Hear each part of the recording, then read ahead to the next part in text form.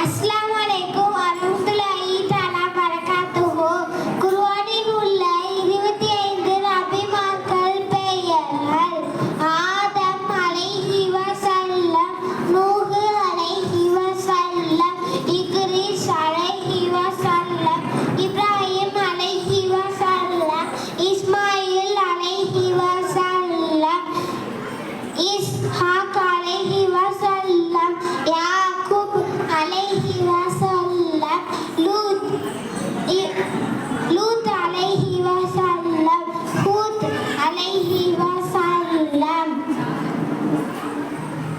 சாலிஹ் அலைஹி வஸல்லம், ஷுஐப் அலைஹி வஸல்லம்.